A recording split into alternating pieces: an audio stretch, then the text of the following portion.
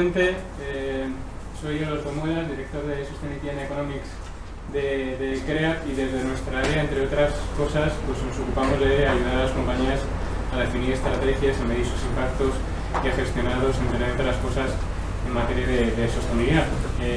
Y por lo tanto, para nosotros era muy interesante el poder estar hoy aquí en una mesa tan relevante sobre un asunto tan relevante para la sostenibilidad en términos ambientales y sociales como es la sostenibilidad, y por lo tanto damos las gracias a Pons, también queremos dar las gracias a todos los que estáis asistiendo por medios virtuales, y por supuesto también queremos dar las gracias a los participantes en esta mesa de redonda que voy a pasar a presentar. Tenemos a Marc Gómez, presidente y CEO de ABP España y Portugal, y presidente del Club de Excelencia en Sostenibilidad y presidente del Observatorio sobre la Movilidad en España. Buenos días. Buenos días. También tenemos con nosotros a Lola Ortiz Sánchez, directora general de Planificación e Infraestructuras de Movilidad en el Ayuntamiento de Madrid. Muy buenos días, Lola. Buenos días, gracias. Y si no me equivoco, por medios digitales tenemos también a Alfonso Gil, coordinador del área de movilidad y sostenibilidad del Ayuntamiento de Bilbao, y también tenemos a Daniel Serra, que es director del Innovation Hub South de EIT Urban Mobility. Muchas gracias a todos vosotros y bienvenidos. Si os parece, antes de empezar con la ronda de preguntas, me gustaría hacer una reflexión inicial, enlazando con lo que han dicho Mercedes y Pera. Yo creo que efectivamente nos encontramos en un reto, ¿no? Bastante relevante en términos de sostenibilidad y movilidad. Tal y como decían Mercedes y Pera, yo creo que hay una serie de tendencias que venimos arrastrando en los últimos años, fundamentalmente propiciada, entre otras cosas, por la mayor electrificación del parque de vehículos, ¿no? Esta electrificación ha generado unos determinados cambios disruptivos, ¿no? No solo el hecho de que el parque de vehículos sea menos contaminante, sino en la medida que estos vehículos eléctricos todavía son más caros que sus homólogos en combustibles fósiles, también lo que ha propiciado es un nuevo modelo de uso de los vehículos. Es más fácil usar los vehículos en términos de movilidad compartida, ¿no? Compartir los vehículos, y esto ha supuesto una revolución en términos de movilidad, ¿no? Que ha hecho aparecer nuevos players en el mercado y que además ha venido acompañado también de la irrupción de nuevos modelos de movilidad, como también estábamos viendo, pues el tema patinetes, bicicletas, etcétera, ¿no? Cada vez tenemos más alternativas. Esto, que ya era una realidad antes, se nos ha juntado con lo que ha pasado con la COVID, ¿no? La COVID ha introducido, como también decían anteriormente, unos determinados cambios, o ha servido de catalizador o impulsor de unos determinados cambios, ¿no? Por ejemplo, a muy corto plazo, durante esos meses en los que estuvimos confinados, pues hubo un impacto sobre el cambio climático obvio, ¿no? En el que hubo una reducción muy drástica de las emisiones de CO2, hubo una mejora drástica de la calidad del ambiente, no solo aquí en Madrid o en España, sino en todo el mundo, y que, sin embargo, ahora mismo lo que estamos apreciando es un repunte de nuevo en ese consumo energético, en esas emisiones y por lo tanto en el cambio climático. Pero más allá de ese efecto puntual o coyuntural que produjo el confinamiento, también estamos atisbando posibles cambios más estructurales, ¿no? Sobre nuestros hábitos o comportamientos, ¿no? Como por ejemplo, oye, esto de los atascos de las 9 de la mañana se va a terminar, ¿no? Porque si los profesionales están teletrabajando más, a lo mejor esto significa que cambian los hábitos de desplazamiento, ¿no? En el que hay a lo mejor menos commuting y hay más reparto, en el que a lo mejor no la gente está atada a tener que ir a la oficina a las 9 de la mañana, sino que tiene horarios más flexibles y que por lo tanto significa que puede haber menos congestión de las infraestructuras en determinados momentos y que puede afectar por lo tanto también a la planificación. Y más allá de todo el impacto que pueda tener la COVID, también hay otros cambios disruptivos que vienen, ¿no? Y que, por ejemplo, pues también ha mencionado Pere, el tema del vehículo autónomo, ¿no? Y que potencialmente, pues a lo mejor puede suponer un nuevo impulso para todos los temas de movilidad compartida. O los nuevos combustibles que puedan aparecer, como por ejemplo el hidrógeno, que en los últimos meses hemos escuchado muchas noticias sobre el impulso que tanto el regulador como los inversores pretenden dar al hidrógeno como combustible alternativo. Incluso hay nuevas compañías como Lightyear, ¿no? Una compañía de países nórdicos en el que también están hablando de vehículos solares, ¿no? No sabemos hasta qué punto son técnicamente viables o no en este momento, pero hay nuevas alternativas de transporte. Incluso estamos hablando o oyendo hablar de trenes de reparto, ¿no? que hay un gigante de Amazon, como es Amazon, en el que ya está apostando por estos medios de distribución y que significa que a lo mejor la movilidad del futuro significa que tendremos pájaros electrónicos sobrevolando sobre nuestras cabezas, ¿no? Más allá de esto, por supuesto, la inteligencia artificial, el Big Data, aplicado a la planificación de rutas, también temas de novedades en construcción y desarrollo de infraestructuras que puedan tener un impacto en cómo, en términos de economía circular, en términos de las infraestructuras de transporte, e incluso cosas que están haciendo compañías como Facebook o Oculus de oficinas virtuales, ¿no? Que pueden impulsar esta tendencia del teletrabajo, ¿no? Y todo esto es un poco el contexto en el que nos encontramos ahora y que tiene un impacto, yo creo, muy claro en términos de sostenibilidad y fundamentalmente en términos de cambio climático, como hemos visto, economía circular y seguridad de las personas, ¿no? Con este contexto, ¿no? que hemos dibujado, me gustaría empezar con una pregunta para Marc, y es que, bueno, sabes que hay expertos que dicen que no tenemos tanto cobre para tanto renovable que queremos implantar, ¿no? Y que, bueno, ponen en duda el hecho de que seamos capaces de electrificar todo el parque de vehículos, electrificar la economía entera. En este contexto, y vosotros como ABB y expertos en este tipo de cosas, me gustaría preguntarte ¿cómo veis vosotros el mix futuro de la movilidad, ¿no? ¿Creéis que el sistema de movilidad puede ser totalmente viendo? Porque es una revolución lo que estamos viviendo, no es una transformación, es una revolución por el impacto y por la rapidez con la que sucede. Hay que ser un poco humildes y saber probablemente que el futuro será un mix de muchas cosas y que seguramente, como en el modelo energético, como en el modelo de movilidad, pues estará configurado de muchas soluciones, ¿no? A mí, sin lugar a dudas, el modelo eléctrico de movilidad es probablemente el más tangible y el más real, ¿no? Yo creo que por varias razones, por varias razones. Una es, tecnológicamente es el más avanzado de todos. Tecnológicamente también es donde del suministro, de la generación al consumo hay menos intermediarios, por lo tanto es una posibilidad mucho más cercana de que suceda, y porque además está embebido en un sistema general mucho más complejo, que no solo habla de la movilidad, sino del consumo y del futuro energético de las ciudades y del mundo donde vivimos, en la que además encaja perfectamente en situaciones tan particulares como es el modelo de autoconsumo, donde tú generas en tu casa tu propia energía eléctrica en este caso y la consumes, por ejemplo, en el vehículo eléctrico, o además en el hecho de ser capaces de, en ese mundo sostenible donde tendremos que generar también energía, o estamos generando energía de manera sostenible y renovable, además podamos ayudar con la distribución de baterías eléctricas por todo el mundo a justamente aplanar la curva de demanda y a ser capaces de despachar esa energía en el momento la que necesitan, ¿no? Por tanto, probablemente la movilidad eléctrica es una de las piezas claves que no solo facilita ese modelo energético, sino que también es la más cercana a poder utilizar ese modelo energético, ¿no? Por eso creemos que la movilidad eléctrica probablemente es la movilidad del futuro en la base. ¿Va a ser la única? No, probablemente, igual que ahora mismo hay otros tipos de movilidades, ¿no? Cuando hablamos de movilidad, además, no solo de las ciudades, sino de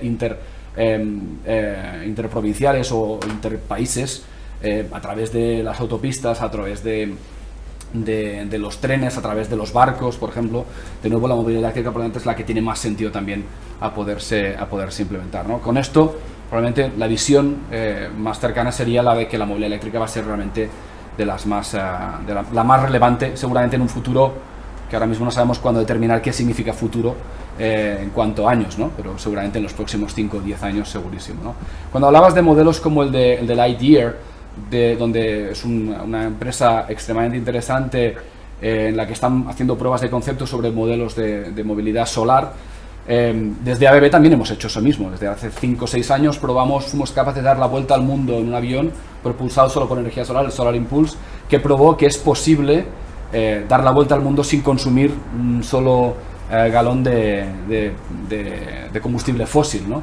Yo creo que es más una prueba de concepto, una tecnología más de las que se unirán a todas las otras, seguramente como un complemento a los coches del futuro, ¿no? Y que puedan tener también una parte de aportación de esa energía a través del sol, ¿no?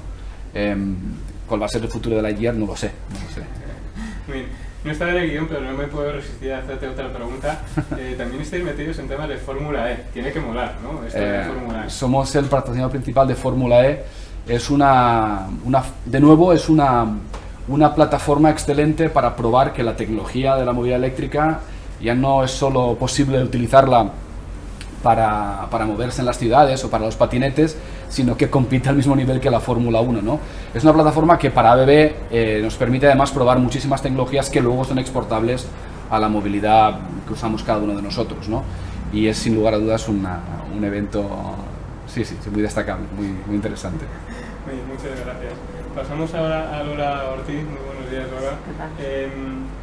Madrid es una ciudad con una oferta de transporte público muy destacada, ¿no? Diría, en la que tenemos todos los ciudadanos la suerte de poder contar con autobús, metro, cercanías, etc., ¿no?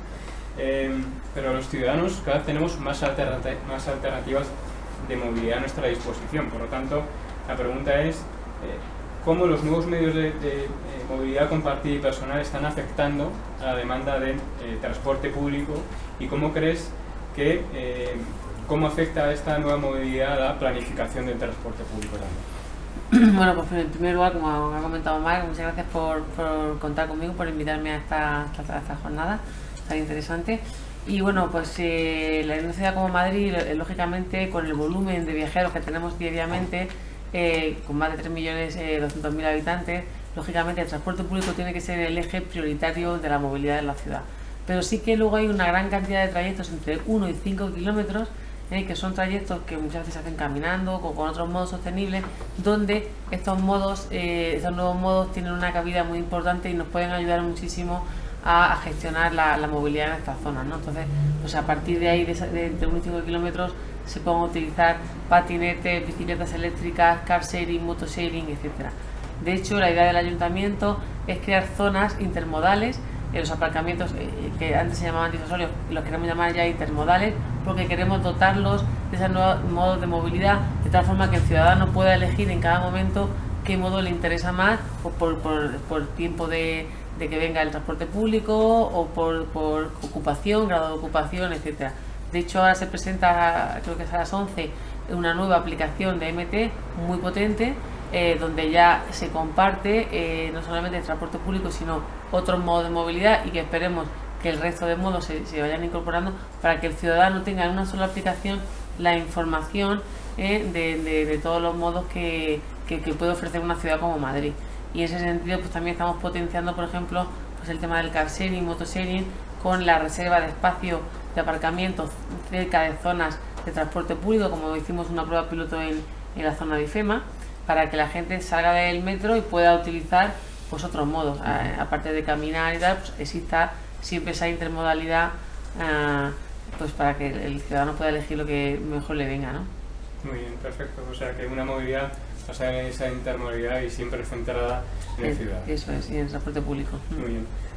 Voy a pasar la palabra a Ramón Ledesma, al que le tengo que pedir las disculpas porque no le he presentado anteriormente. Ramón Ledesma está conectado también online y es asesor de Pons en seguridad vial, y tengo también una pregunta para él, y es que los sistemas de circulación pues parecen crecientemente complejos, ¿no? En la medida en la que antes había espacios bien diferenciados, ¿no? Los peatones por un lado, los vehículos por otro lado, pero ahora cada vez hay más alternativas o más vehículos, y hacen que hay veces que los espacios quizá se entremezclan, ¿no? ¿Cómo se influye la nueva movilidad en la seguridad de las personas en este sentido?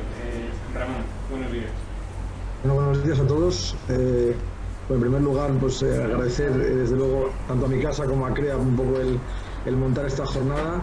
Me encanta, entre comillas, el multiculturalismo de profesionales que estamos. Si este evento lo hubiéramos celebrado hace 20 años, solo hablaríamos realmente de ciclos semafóricos del tráfico. Ahora encontramos todo tipo de perfiles. Bueno, y por lo tanto, yo creo que vamos enriqueciendo un camino. ¿Qué vemos nosotros?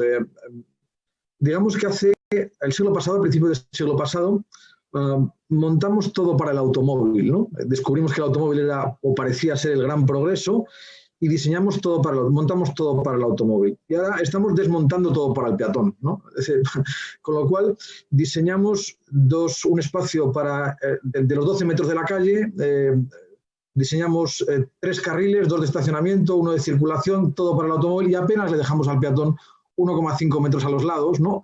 para poder circular, ¿no?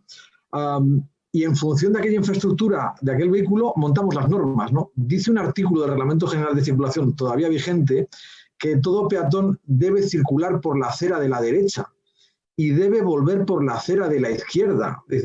Y dice a continuación, y que no debe detenerse, pero insisto, esto lo dice en estos momentos la norma, salvo en 2 excepciones. Una, para cruzar al otro lado, o segundo, para subirse a un vehículo. La filosofía es total, ¿no?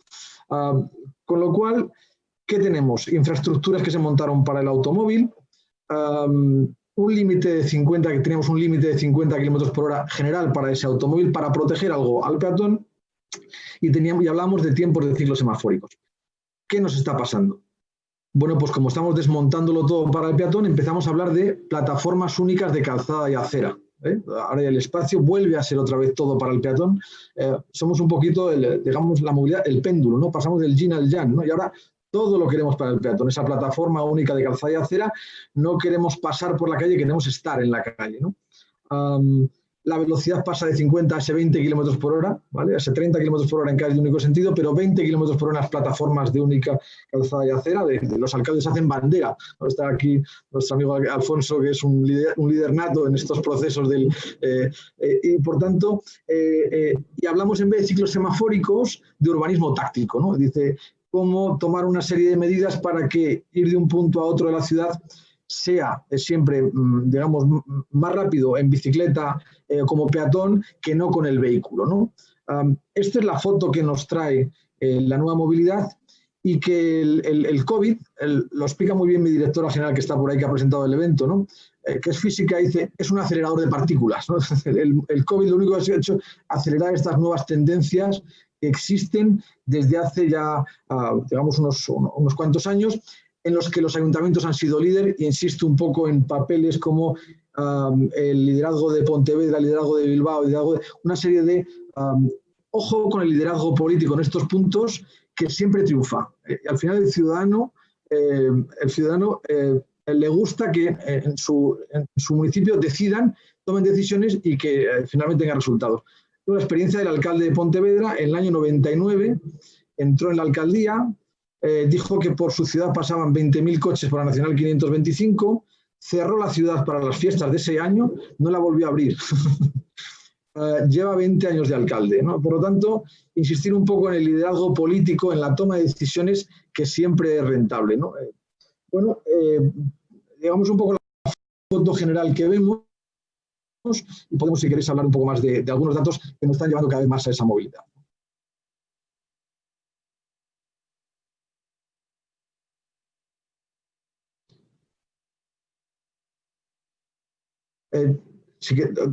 ¿Queréis que dé algunos datos? ¿Tenemos tiempo?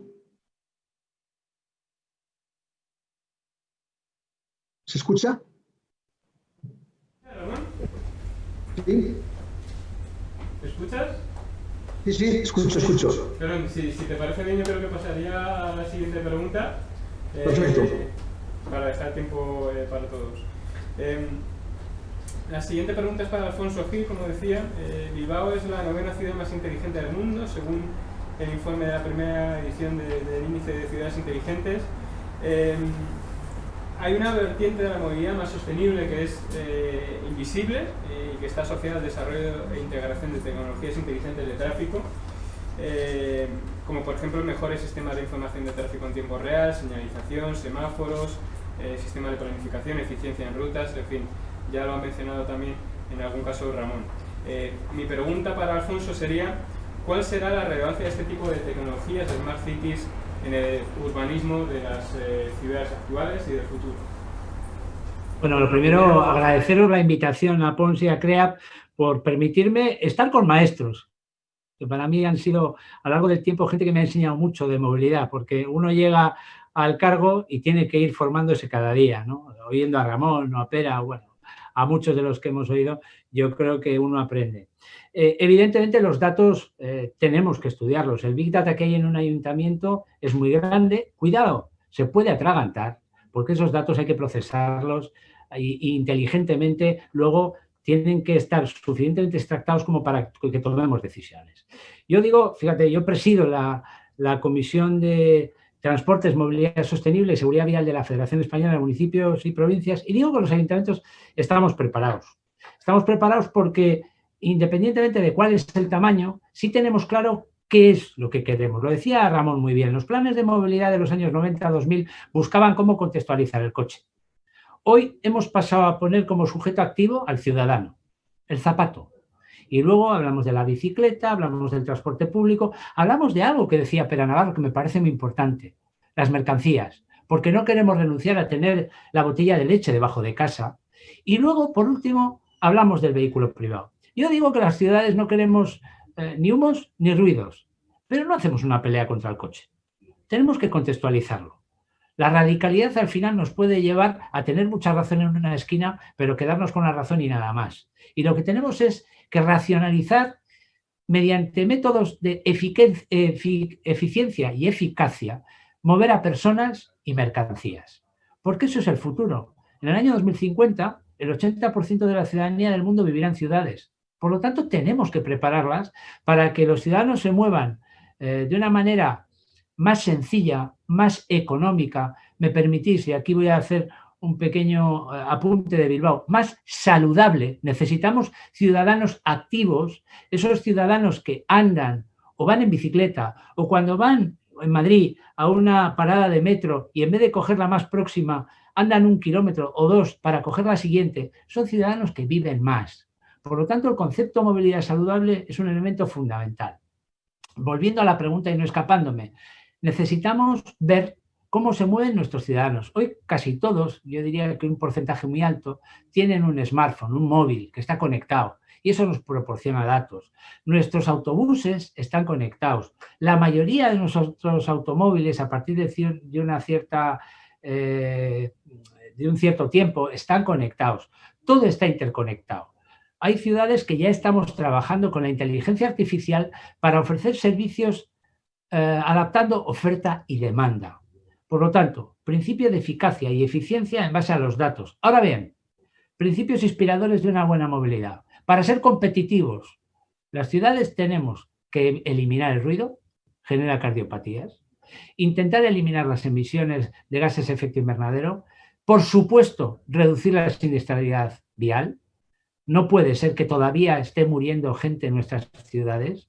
Y eso es porque no hemos hecho bien los deberes. Lo decía Ramón de una manera, yo lo diré de otra. Las ciudades estamos en la pelea permanente de que no muera en nuestras calles la gente, perfectamente alineados con el último decreto que ha lanzado la Dirección General de Tráfico, que entra pronto en su aplicación práctica. Y luego decir 2 cosas antes de terminar. Ahora mismo en el Congreso de los Diputados está la Ley de Cambio Climático y Transición Energética. Va a entrar en próximas fechas la Ley de Movilidad Sostenible y Financiación del Transporte Público. Son 2 herramientas que van a cambiar el paradigma de la movilidad en las ciudades. Tendremos que establecer para el año 2023, si no se cambia, zonas de bajas emisiones, aquellas ciudades que tengamos más de 50.000 habitantes. Eso nos va a llevar a un grado de exigencia que tenemos que preparar. Eso no se hará de un día para otro. Yo os puedo decir, lo dije el otro día en otra webinar, los alcaldes y alcaldesas están un poco asustados porque efectivamente han visto esto en los medios de comunicación y no están viendo cómo desarrollarlo. De hecho, los 2 grandes proyectos que se han desarrollado de maneras muy diferentes son Madrid y Barcelona. Y la gente se ve en un municipio de 50.000 habitantes aplicando esto y no le ve la posibilidad o cómo abordarlo. Bueno, ahí es donde tenemos que trabajar en base a los parámetros de movilidad que necesitamos para dar soporte a nuestra gente, y hablo de mercancías y personas, y con esos datos, efectivamente, seremos una ciudad inteligente, porque lo que se demuestra es que las ciudades son inteligentes, los ciudadanos son inteligentes, y ahora estamos ante el reto de que seamos inteligentes los que las dirigimos. Gracias. Pasamos por último a una pregunta para Daniel Serra. Daniel, si los cambios en la COVID se convierten en estructurales, y hay pues, un aumento del teletrabajo, la reducción de los picos horarios, la gente incluso está valorando ir a vivir al extrarradio. ¿Cómo crees que va a afectar al diseño de las infraestructuras de movilidad? ¿Habrá más espacios para peatones, cosa que ya venía de antes? ¿Habrá más espacios de emisiones, que también estamos viendo que la regulación lo va a impulsar? ¿Cómo crees que se van a transformar las infraestructuras de transporte y particularmente asociado a esto de la COVID? Bueno, primero de todo quiero daros las gracias por la invitación y sobre todo compartir una mesa con este nivel de ponentes, ¿no?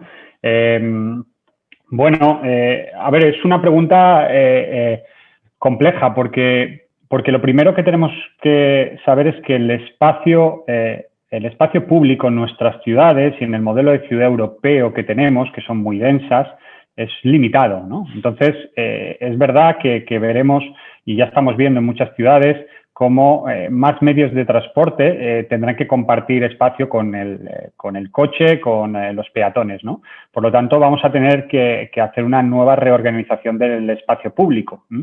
Yo creo que desde hace años ya, desde el MIT apuntaba a que la velocidad es el factor que mejor segrega, ¿no? Porque al final podemos dividir, ¿no?, la calzada entre aquellos que van a menos de 5 kilómetros por hora, los peatones, los que van hasta 15, 20, que son las bicicletas, y luego tenemos a los coches, ¿no?, que en muchas ciudades, y ya se está poniendo la nueva ley de seguridad vial, pues permite ir a 30 kilómetros por hora, ¿no?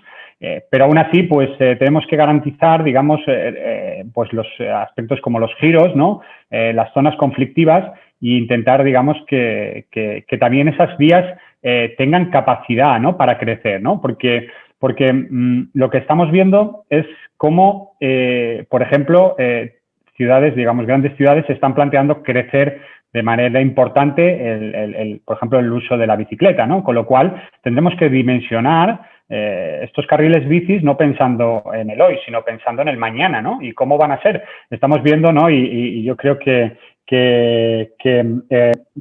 Alfonso pudo probar una bicicleta que hemos cofinanciado conjuntamente con Tecnalia el otro día en Bilbao, una bicicleta fantástica para llevar personas con discapacidad y llevar personas de carga.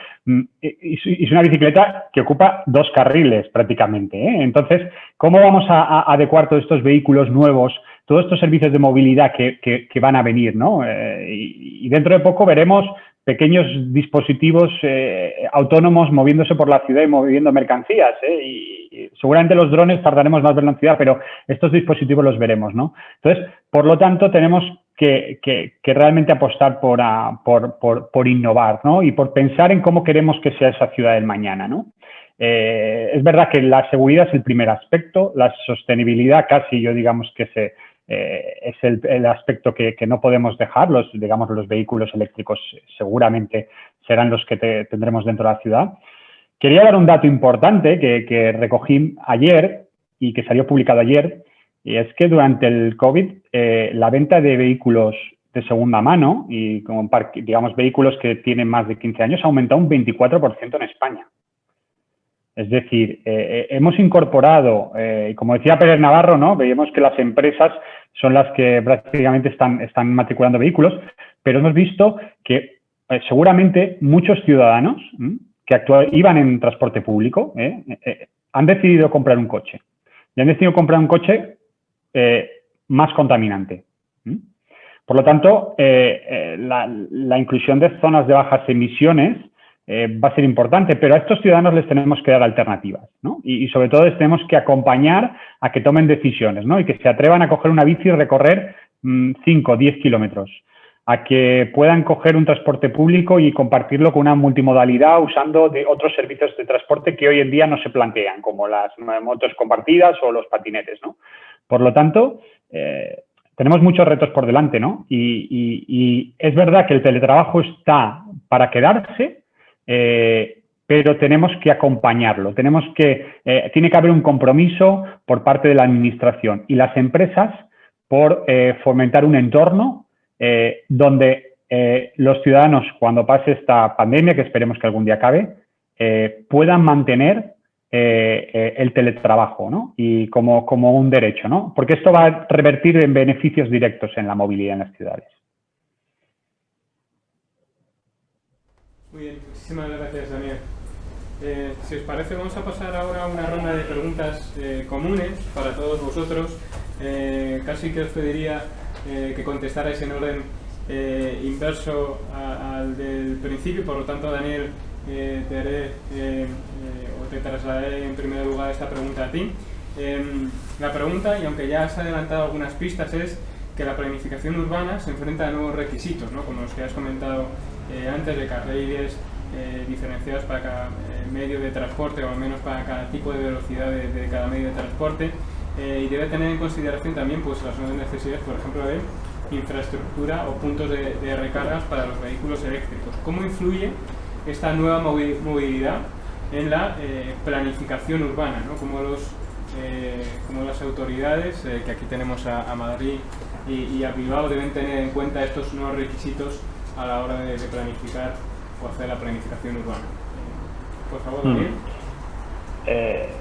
Bueno, yo creo que la movilidad eléctrica requiere de un impulso muy importante en lo que respecta a infraestructura, ¿no? Pero yo creo que como hemos visto muy bien en el caso de Madrid con el car sharing, ¿no? Vemos que podemos aumentar usuarios en ciudad de vehículos eléctricos sin necesidad de que la gente sea propietaria de estos vehículos, ¿no?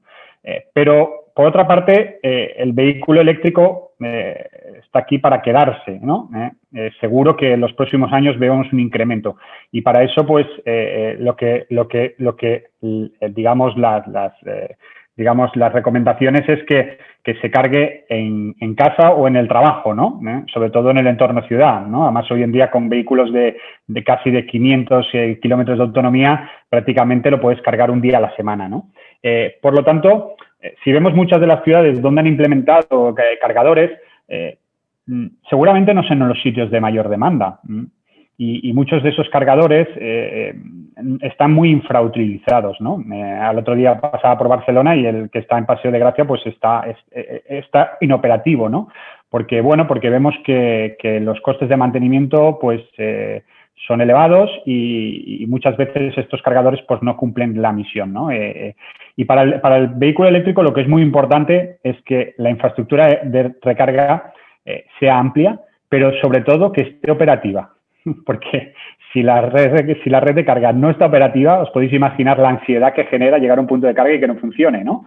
Entonces, tenemos que hacer una apuesta clara por generar, digamos, una infraestructura, digamos, pública, o puede ser privada, pero digamos que se pueda compartir, que realmente cubra las necesidades de los usuarios que tendremos dentro de unos años, ¿no? Porque esta infraestructura va a tener que durar muchos años, ¿no?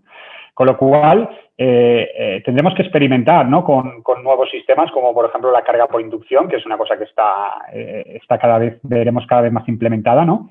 Y ver en qué sitios podemos poner, digamos, estos puntos de recarga, ¿no? Pero posiblemente el espacio público no sea el mejor sitio. Tenemos actualmente un montón de infraestructuras en nuestras ciudades, que son parkings, que están infrautilizadas y que se pueden reconvertir en espacios de carga y sin utilizar espacio público. Y esto yo creo que requiere que las administraciones, digamos, empiecen a plantear en esta colaboración, digamos, no solamente pública, sino también privada, porque hay muchos operadores de parking, cómo va a ser esa reutilización de este espacio, ¿no? Y convertir como decía Lola, ¿no? En los parkings en el auténtico espacio multimodal y que tú puedas llegar con tu vehículo, puedas cargarlo y puedas hacer uso. Y sobre todo sin utilizar espacio público, ¿no? Que ya, como hemos comentado al principio, va a estar muy limitado por los nuevos servicios de movilidad que tenemos que implementar. Muchísimas gracias, Daniel. Alfonso Gil, por favor, misma pregunta. ¿Cómo está cambiando la forma de planificar las infraestructuras urbanas debido a estas nuevas tendencias de movilidad? Y mira, nosotros, fíjate, el día 18 tenemos la aprobación del Plan General de Ordenación Urbana. Y en todo momento, una de las cosas que planteamos es que hay informes preceptivos de movilidad. No, ya ha puesto en su día por un urbanismo denso y mixto, o dicho de otra manera, que en una porción de ciudad uno pueda vivir, trabajar y disfrutar, que son los elementos que conforman nuestro patrón de vida. Con lo cual, en lo que decía antes de eficiencia y eficacia, es muy importante que que desde el urbanismo intervengamos para la planificación de la movilidad. Dicho esto, y metiéndome también de lleno en una cosa que antes no he querido entrar, pero ahora creo que es pertinente. Mirad, yo hace poco, en una reunión con el sector del automóvil, me decía, nos intercambiábamos una pregunta, ¿no? Ellos nos hacían una pregunta y nosotros les hacíamos otra, ¿no? A las instituciones. Ellos nos pedían a las instituciones certeza normativa. O sea, que el legislativo establezca claramente cuáles son las posiciones de la movilidad del futuro. Y yo les cambiaba esa pregunta, me comprometía a pelear por esa certeza legislativa o normativa por certeza tecnológica. Fijaros, ahora estamos hablando de la electrificación. Bilbao, en eso hemos sido un ejemplo. Es decir, estamos electrificando prácticamente la flota de autobuses, los taxis, todo aquello que conforma la movilidad de la ciudad. Las bicicletas, por supuesto. Pero ahora llega el hidrógeno. Hay que tener en cuenta una cosa. La autonomía de los vehículos eléctricos todavía está puesta en cuestión. Es uno de los elementos que disuaden a un ciudadano de comprar un coche. Pero, ¿y qué hacemos con los transportes pesados? Con un autobús, que a veces pues, tiene problemas de autonomía. Bueno, pues para eso está llegando ahora el hidrógeno verde. Y por eso esa certeza tecnológica va a hacer que las inversiones de los ayuntamientos tengan hoy un horizonte más despejado. Por eso hablaba Daniel, ¿no?, de que tenemos que alinear, y yo lo tengo clarísimo, los horizontes de lo público y de lo privado. Ahora que tenemos, y estamos hablando todos de estos fondos Next Generation y tal, tienen que ser una oportunidad para cambiar ciertos parámetros y abrir nuevos nichos de oportunidades o negocios para la iniciativa privada. Y ahí es donde tenemos que ser inteligentes. Pero, volviendo a la pregunta, la planificación de la movilidad, uno de los elementos sustanciales es en la planificación urbanística. No nos equivoquemos. Si actuamos en los ayuntamientos o en el legislativo como compartimentos estancos, estaríamos haciendo un flaco favor al ciudadano. Si lo que queremos es mejorar su calidad de vida, tenemos que planificar cómo puede vivir en un entorno en el que le sea fácil, porque ya no estará contaminado ni de ruido ni de humos, vivir, trabajar, ir a disfrutar, que es lo que quiere todo el mundo, ¿no?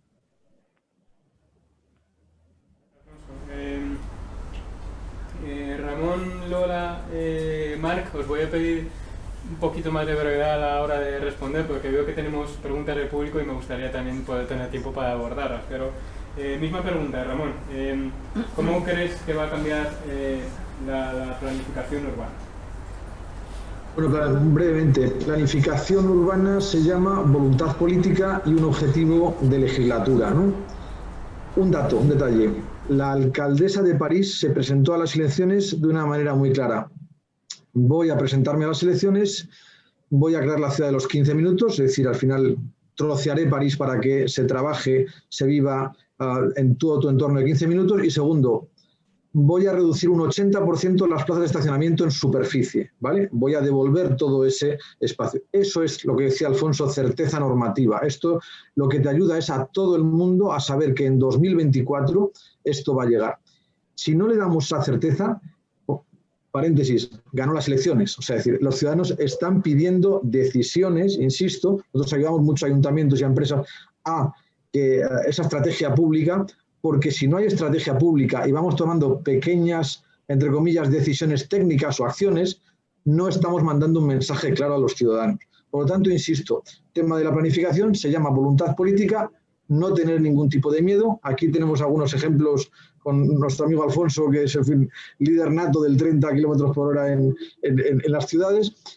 Es rentable políticamente y, por supuesto, rentable para los ciudadanos. Gracias. Lola, misma pregunta. ¿Cómo crees que cambiará la planificación urbana? Bueno, pues yo creo que ya la ha cambiado, ¿no? Yo creo que ya está trabajando de otra forma. Y nosotros en Madrid se presentó en septiembre del año pasado la estrategia Madrid 360, una estrategia global, no solo de calidad del aire, sino también de mejora de la movilidad, donde tenemos, como voy a comentar antes, el eje prioritario del transporte público, acompañado, por supuesto, del resto de modos. Que tenemos que trabajar, pues tenemos que trabajar en la coexistencia de esos modos en todas las calles de Madrid, ¿no? Y un ejemplo claro es la avenida de Joaquín Costa, nueva que vamos a remodelar, ¿no? Donde ya tenemos pues tenemos carriles para vehículos privados, carril para autobús, transporte público prioritario y un carril bici y ampliación de aceras, con lo cual hemos intentado encajar en ese espacio público que teníamos un poco los diferentes modos que tenemos a día de hoy en la ciudad de Madrid. Bueno, no me quiero extender mucho más porque si queréis... Yo creo que ya no cabe más modos de transporte en tan poco espacio, ¿no? Sí. Muy bien. Marc, misma pregunta. Bueno, el reto de contar algo nuevo después de que 5 expertos hayan dicho algo, ¿no? Voy a hacer como en el chiste, ¿eh? Tengo una buena noticia y una mala noticia. ¿Cuál quieres primero? La mala, ¿vale? Primero, la mala es, estamos en medio de una revolución, por tanto, certezas es imposible tenerlas, ¿vale? Yo diría que una intermedia es, vivimos un momento apasionante y tenemos suerte de vivir ese momento apasionante y podemos influir en esa revolución. La buena noticia es que no lo estamos haciendo tan mal, ¿vale? Y un ejemplo de esto, por ejemplo, es el estudio que hemos publicado desde el Observatorio de Movilidad y desde el Club de la Excelencia, un estudio que ha participado muchísima gente, muchísimas instituciones públicas, privadas, empresas, y que lo que hace el estudio básicamente es, en primer lugar, hacer una radiografía de justamente cuál es el marco normativo, qué nos influye, cuáles son el hardware que definimos de esa nueva movilidad, cuáles son también las acciones que están llevando a cabo. Lo hacemos a través de un montón de casos prácticos como el de Vitoria-Gasteiz, el de Pontevedra que se mencionaba antes, de las empresas, cómo están abordando esa parte. Y la parte más interesante del estudio es, y de ahí viene la buena noticia, es tenemos la tecnología, que es la clave para hacer que las cosas pasen, para poder hacer todo eso, y cuáles son las tendencias de futuro que vemos más claras, ¿no? Yo os animo a que entréis en la página del Club de la Sostenibilidad, de la Excelencia en Sostenibilidad, y que os descarguéis el informe. Es un informe extremadamente completo, con muchos casos prácticos que nos permiten demostrar que es verdad que es un momento muy difícil que vivimos, muy turbulento, pero también es verdad que estamos haciendo muchas cosas que van en la dirección correcta, ¿no? Y que por tanto la movilidad o la planificación del futuro que hablabas no es la planificación del futuro, es la planificación del presente, y se han contado varios casos, ¿no? Va a ser parte. Una de las cosas que nos ha probado la COVID es que la movilidad más sostenible que existe es la que no se produce, y que es mucho más eficiente mover electrones, informaciones, bits, que no átomos y materia, ¿vale? Y por tanto la tecnología es un claro habilitador para que esto pase, y probablemente la asunción de la tecnología dentro de las planificaciones urbanísticas y de planificación de los entornos en los que vivimos será clave para entender cuál es la próxima movilidad del futuro, ¿no? Muy bien, muchísimas gracias. Vamos a pasar, tenía alguna pregunta más reservada, pero me voy a contener la tentación de hacerla, y vamos a pasar a preguntas del público que veo que tenemos en pantalla. Voy a atreverme a asignar yo las preguntas a cada uno de los ponentes, o sea que disculpadme si en algún caso la asignación no es del todo correcta, pero veo que las dos primeras preguntas tienen que ver con cuestionan el modelo de movilidad eléctrica, cuestionan los vehículos eléctricos, ¿no? La primera pregunta lo que hace es una alusión de que, a su juicio, el autoconsumo no es asequible en la sociedad y que estamos muy lejos todavía de un modelo que pueda sustentar a los vehículos eléctricos. Y la segunda pregunta alude un poco más a que el impacto de la movilidad eléctrica no es tan limpio o sostenible como puede parecer, sino que cuando consideramos toda la cadena de valor de la movilidad eléctrica, efectivamente nos damos cuenta de que hay empresas extractoras por detrás que pueden estar generando un determinado perjuicio en el medio ambiente, etcétera, ¿no? Y se pregunta, ¿no?, que cómo es posible el desarrollo de esta movilidad eléctrica cuando en realidad no es aparentemente o no es tan limpia como parece ser, ¿no? Y que pregunta si es por el impulso de las empresas o porque hay determinados intereses detrás, ¿no? Estas dos preguntas, ¿no?, de si es viable el vehículo eléctrico y si qué es la fuerza que lo está moviendo, se la trasladaría tanto a Marc como a Daniel, si os parece bien. Hombre, los ejemplos que se ponían o sea, la movilidad eléctrica parte de una base, y es que tiene, como decía antes, tiene que ser parte de un sistema. Si generamos energía eléctrica con fósiles, pues de poco sirve que consumamos esa energía en un motor eléctrico, ¿no? Lo que se trata es de generar energía renovable, verde, utilizar esa energía renovable lo más cerca de la generación, porque se pierde energía en el transporte, y por tanto hacerlo luego en un vehículo eléctrico. Esa es la forma más eficiente. Si alguna de estas piezas falla, lógicamente, pues es cuando se ponen de manifiesto esas incongruencias, ¿no? Yo creo que es viable, es posible justamente generar energía renovable de manera asequible. El precio de la generación de energía solar ahora mismo es más baja que la de la convencional y por tanto está probado, solo hay que tener la infraestructura, y el consumo cerca a través de la microgeneración está probado y es posible, y por tanto existe. Es verdad que tenemos una barrera importante, que es la de la infraestructura, y ahí en la infraestructura se han dicho muchas cosas, es un tema extremadamente complejo. La manera en que usamos, y también lo decía alguno de los compañeros, yo creo que la clave de entender la movilidad es saber cuál es el uso que hacemos de la movilidad cada uno de nosotros, que no es siempre la misma, ¿vale? Y por tanto, de ser capaces de tener una estructura que nos permita dar soluciones a las necesidades que tenemos concretas. Yo no hago más de 25 kilómetros al día en mi coche eléctrico, por tanto, que mi coche autónomo, o sea, que tenga una autonomía de 200 kilómetros, pues es más que suficiente, ¿vale? Si mis desplazamientos son de 500 kilómetros al día, necesito otro tipo de infraestructuras. Por tanto, se trata de buscar también el tipo de infraestructuras que nos hacen falta para cada una de las soluciones que tenemos, ¿no? Yo creo que está probado que la movilidad eléctrica es viable, es un problema de ponerla en marcha, no hay más. Yo también creo que habrá muy importante cuando pasemos de intentar impulsarla a tener la demanda. Es decir, cuando el consumidor sea el que exija eso. Y ahí falta gran parte de divulgación y de voluntad de quererlo hacer, no tanto de las administraciones como de los propios consumidores, ¿no? Muy bien, perfecto.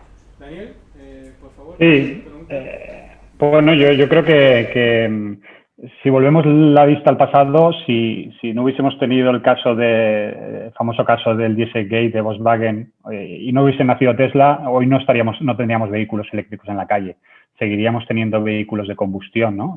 Contaminantes. Con lo cual, los fabricantes han apostado y están apostando por este cambio, principalmente porque es una tecnología limpia, pero a la hora de fabricar los vehículos se simplifica casi un 30% la fabricación de un vehículo. Y la flexibilidad que permite, y yo creo que es uno de los aspectos importantes, es que vamos a ver cómo prácticamente, si sabéis, un vehículo eléctrico es una plataforma que le llaman skateboard, ¿no? Y se le pone arriba pues un vehículo, ¿no? Digamos que puede ser multifuncional, con lo cual veremos cómo en las ciudades aparecen nuevos vehículos, yo no quiero llamarles ni coches, ¿no? Pero muy adaptados a las necesidades de las ciudades. Y posiblemente hoy en día, ¿no? Y lo que estamos viendo es que un SUV, estos vehículos, digamos, todoterrenos eléctricos, no es el mejor vehículo para moverse por una ciudad, ¿no? Por lo tanto, harán falta vehículos, digamos, de menos dimensiones, más adaptados a las necesidades de la ciudad, que ocupen menos espacio público. Y como vimos, ¿no? Un vehículo como el Renault Twizy, que se avanzó a su tiempo, prácticamente cuando se lanzó pues no tuvo éxito, pero veremos que poco a poco estos vehículos irán entrando, ¿no? Y sobre todo en formato sharing, ¿no? Que nos permitirán hacer distancias más largas, salir de las áreas metropolitanas, desplazamientos, digamos, de más distancia. Es verdad que la autonomía no es un factor crítico en estos vehículos, pero veremos una transformación importante. Y pensar que la movilidad eléctrica, hasta que llegue el hidrógeno, va a ser, digamos, lo que va a sustituir los vehículos de combustión que tenemos en las ciudades, ¿no? Y estamos viendo cómo el hidrógeno prácticamente en vehículo privado no se va a implementar, los fabricantes no están apostando por esto, pero se habla más de vehículos pesados y de transporte público. Por lo tanto, pues iremos configurando un futuro donde las energías limpias cada vez se irán imponiendo y los fabricantes se tendrán que adaptar a esto, ¿no? Y por lo tanto tendremos que adaptar muy bien la infraestructura, ¿no? La persona que nos escuchaba, yo creo que ha tocado un tema importante, que es uno de los grandes retos de la movilidad eléctrica, que es el reciclaje de las baterías, ¿vale? Y no tanto la extracción del material, sino el reciclaje de las baterías. Y probablemente con un modelo de economía circular, y repito, esto está englobado dentro de un sistema mucho más grande, donde entendamos qué hacer con esas baterías, probablemente que son reutilizables en otros sistemas, por ejemplo, de la acumulación de energía en casa, por ejemplo, como hace Tesla, probablemente es la clave para poder cerrar el círculo y ya no solo producir, sino además reciclar aquello que se deriva de la economía generada a través del vehículo eléctrico. Muchísimas gracias, Daniel. Nos quedan 2 preguntas y 4 minutos, o sea que tenemos un reto grande por delante. Voy a agrupar 2 de las preguntas, son relacionadas con conceptos de seguridad. La primera es si se prevé o si es posible que sea necesario hacer obligatorio el casco para las personas que vayan en bicicleta. Y la agrupo con otra pregunta que tiene que ver con los peatones que se inician en el mundo fascinante de los monopatines, ¿no? Y que posiblemente pues no sepan utilizarlos y generen un determinado riesgo, ¿no? La pregunta se la voy a trasladar a Ramón ¿qué respuesta podrías dar ante estos nuevos retos de seguridad en cuanto a si crees que se debería imponer la obligatoriedad de llevar casco en las bicicletas y cómo formar a los profesionales que se inician en nuevos modelos de modalidad, de transporte, perdón?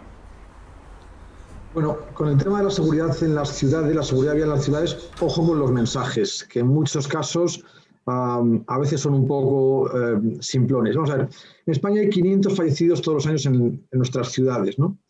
Y el 82% son vulnerables, peatones, ciclistas y motoristas. La gente se mata porque es atropellada a altas velocidades, ¿vale?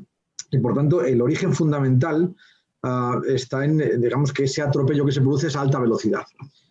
En cuanto empezamos a descender la velocidad media de las ciudades, los atropellos mortales empiezan a desaparecer. Probablemente el que mejor lo puede contar es Alfonso, como ya tiene datos en el plazo en el periodo de un mes, estableciendo el 30 km por hora, ha garantizado, digamos, que eso se produzca. Por lo tanto, ojo, que lo importante es el calmado general del tráfico de la ciudad. Y estas las medidas, en cuanto una ciudad se toma en serio el calmado del tráfico, empiezan a extenderlo. Mientras no se lo tome en serio, no hay resultados. Así de sencillo, así de simple. Si entramos ya en un asunto particular como es el de la bicicleta, hombre, en España estamos empezando a descubrir ahora la bicicleta. Creo que hay algunas ciudades en el mundo que nos llevan algo de ventaja, que tienen algo de experiencia, y en todas estas ciudades no hay ninguna obligatoriedad del casco. Lo que te dicen las tendencias es que muchos ciclistas calman el tráfico y reducen los atropellos mortales. Por tanto, lo que se trata es de hacer que las ciudades se llenen de bicicletas y calmar el tráfico. El mandar un mensaje